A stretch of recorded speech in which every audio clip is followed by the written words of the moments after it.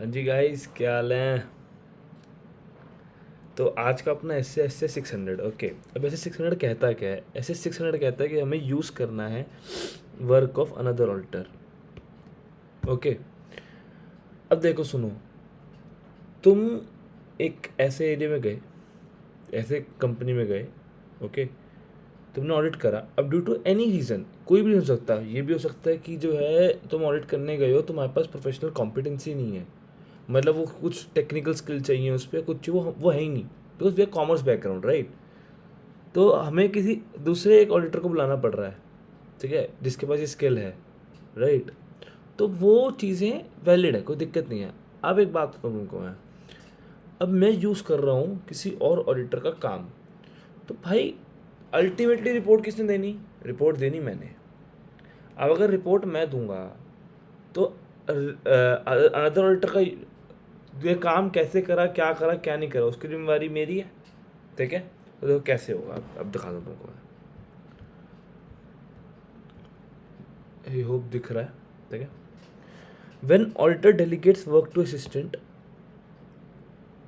assistants or uses work performed by other auditors and experts, he will continue to be responsible for forming and expressing his opinion. Okay, ऐसा नहीं भाई कि उसके behalf पे वो कर देंगे, उनकी जिम्मेवारी नहीं नहीं नहीं, प्रिंसिपल ऑडिटर की ही जिम्मेवारी रहेगी।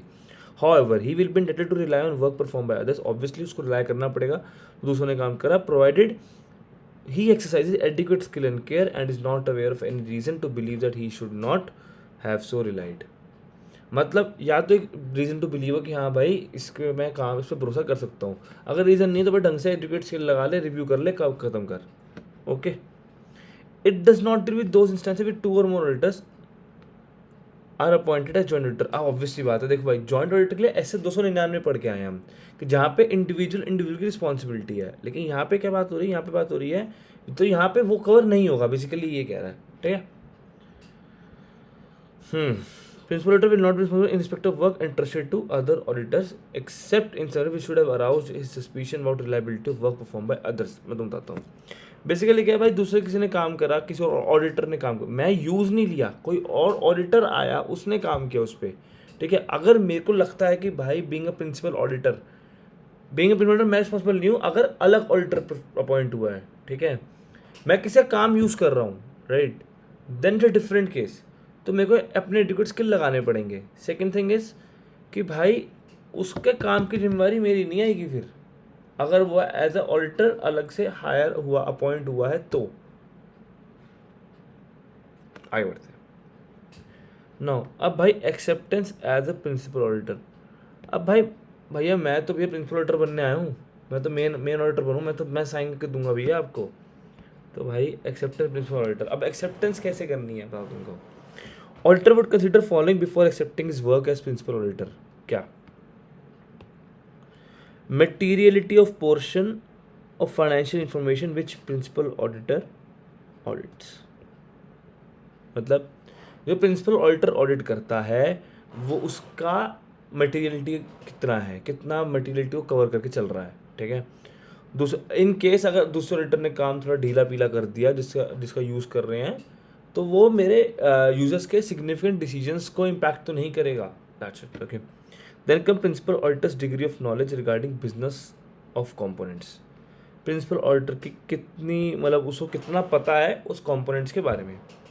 Risk of material misstatement financial information of components audited by other auditors. Okay, रोमम कितना है फाइनेंशियल इन्फॉर्मेशन ऑफ उस कंपोनेंट का जो कि दूसरा ऑडिटर ऑडिट कर रहा है। परफॉर्मेंस ऑफ एडिशनल प्रोसीजर्स, भाई उसको एडिशनल प्रोसीजर लगाने पड़ेंगे, एडिक्वेट स्किल लगाने पड़ेंगे, क्वेश्चंस पूछने पड़ेंगे, क्वेश्चन देना पड़ेगा, जवाब लेने पड़ेंगे, रिव्यू करना पड़ेगा, राइट, ताकि in other way principal auditor का उस पर सिग्निफिकेंट पार्टिसिपेशन हो।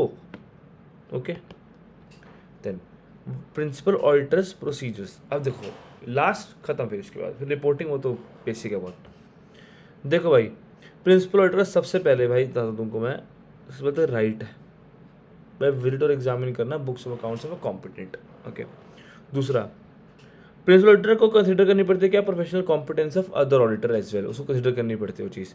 Then procedures to be perform by principal auditor while using work of other auditor. अब भाई अगर किसी ऑडिटर का यूज़ कर रहा है काम, स्टिल कोई बात नहीं, तो ऐसा करियो, तो भरोसा तो करना है उसके ऊपर, लेकिन कैसे? Procedure to perform a principal auditor while using the work of other auditor. क्या क्या प्रोसीजर फॉलो करेंगे अपन? सबसे पहला भाई एडवाइस करूंगा अदर ऑडिटर को regarding use of his work and report. बोले बेसिकली भाई तेरे काम का मैं कहाँ यूज़ करने वाला हूँ, राइट, उसका कितना सिग्निफिकेंट इम्पैक्ट आने वाला है, क्या वो सफिशिएंट अरेंजमेंट बेसिकली, और मुझे जो है और मैं सफिशिएंट अरेंजमेंट बना के रखूँगा ताकि कोऑर्डिनेशन हो सके at planning stage of audit. Okay, समझ गए भाई? तो क्या बोला मैंने? सबसे पहली चीज़ बोली कि भाई अदर ऑडिटर को एडवाइस करे, भाई तेरा काम ये है, इस काम का ये यूज़ है, तो इस हिसाब से काम करके दियो मेरे को।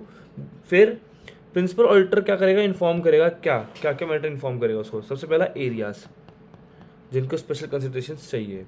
दूसरा procedures for identification of inter component transactions that may require disclosure. ठीक है, कि इंटर कॉम्पोनेंट ट्रांजेक्शन कैसे कैसे आइडेंटिफाई करेगा मुझे वो भी बताना पड़ेगा, बिकॉज वो एक स्पेसिफिक कॉम्पोनेंट के लिए आ रहा है। ठीक है, then time table for completion of audit. ठीक है भाई, कब तक खत्म करके देना, ये नहीं खींच दे। Then advise the other auditor of significant accounting auditing and reporting requirements and obtain representation as to compliance with them. Okay, basically क्या होगा कि उसको बताएगा भाई ये ऑडिटिंग वोटिंग की रिक्वायरमेंट है, और दूसरा उससे एक रिप्रेजेंटेशन ले लेगा कि हाँ भाई तूने उसको कंप्लाई करा है। दैट्स इट, खत्म, easy. Next come principal auditor क्या रिव्यू करना है भाई? Return summary of other auditors procedures. ठीक है, देन कंसिडर करा क्या? Significant finding of other auditor. Other auditor को कंसिडर करनी पड़ेगी भाई कि उसका इम्पैक्ट मेरे मेन रिपोर्ट पे तो नहीं आएगा। ठीक है, दूसरा अब अगर कोई अब ये कब करना, देखो ये तो करना है, और ये मतलब जो प्रिंसिपल ऑडिटर जो प्रोसीजर लगाएगा, राइट, वो क्यों और किस और कौन से केस में लगा सकता है भाई? वो तब लगा सकता है कि अदर ऑडिटर जो है प्रोफेशनली क्वालिफाइड ऑडिटर नहीं है। फिर principal auditor to document in his working paper the component whose financial information audited by other auditor. उसको देना पड़ेगा, रिपोर्ट में लिखना पड़ेगा, अपने वर्किंग पेपर में देना पड़ेगा कि भाई ये पार्ट जो है दूसरे ऑडिटर ने ऑडिट करा है। Okay, then coordination between auditors. क्योंकि देखो मैं तुम्हें सिर्फ तो बहुत सारे ऑडिट चल रहे होते सबके यार, राइट, तो नहीं याद रहता बाद में, कोई दिक्कत तो वर्किंग पेपर में लिख लेते हैं, डॉक्यूमेंट कर लेते हैं वो लोग। Then come coordination between auditors. देखो कोऑर्डिनेशन कैसे रहेगा? एक सफिशिएंट लाइजन, इस वर्ड को याद रखना, सफिशिएंट लाइजन। ठीक है, सफिशिएंट लाइजन होना चाहिए between principal auditor and other auditor. Then auditor को क्या करना चाहिए भाई? कोऑर्डिनेट करना चाहिए प्रिंसिपल ऑडिटर भाई क्या करना, कैसे करना, ये लो ये देखो मेरा ये निकला है, ऑब्जर्वेशन है फलाना धमाका। प्रिंसिपल ऑडिटर क्या करेगा? एडवाइस करेगा अदर ऑडिटर को किसी भी मैटर पे हैविंग एन इंपॉर्टेंट बियरिंग, मतलब बेसिकली जो दूसरा ऑडिटर काम कर रहा है उसमें किसी पार्ट पे एक इंपॉर्टेंट कंसिडरेशन है, तो भाई वो उसको बताएगा। Then principal auditor may require the other auditor to answer a detail questionnaire, तो और अदर ऑडिटर की रिस्पॉन्सिबिलिटी उस क्वेश्चन को टाइमली बेसिस पे वो भर के दे। Then come your reporting considerations. Okay, principal auditor to express a qualified opinion और disclaimer of opinion in case of limitation of scope of audit और work of other auditor can be use. ठीक है, उसको क्या करना पड़ेगा? To express a qualified opinion और disclaimer of opinion अगर लिमिटेशन ऑफ स्कोप है, वो नॉर्मल है, तुम जब ऐसे 700 पढ़ाऊंगा ना नीचे, ओके रिपोर्ट हो जाएगा सब कुछ। अगर अदर ऑडिटर ने इशू करा मॉडिफाई रिपोर्ट, तो अगर अदर ऑडिटर ने इशू करी है, मतलब प्रिंसिपल ऑडिटर ने करी, जो दूसरा कॉम्पोनेंट ऑडिटर उसने मॉडिफाई, उसने रिपोर्ट मॉडिफाई कर दी, तो अब प्रिंसिपल ऑडिटर क्या करेगा? प्रिंसिपल ऑडिटर उसका इम्पैक्ट देखेगा कि उसके मेन रिपोर्ट पे कितना इम्पैक्ट है, और उसके अकॉर्डिंग उसको लगेगा कि हाँ भाई इंपॉर्टेंट है, उसको मॉडिफाई करना है तो कर देगा, नहीं तो नहीं करेगा। Okay guys, that's it. तो यहाँ पे हमारा एस्से नंबर 600 होता है समाप्त। ठीक है, मिलते हैं अगले एस्से पे।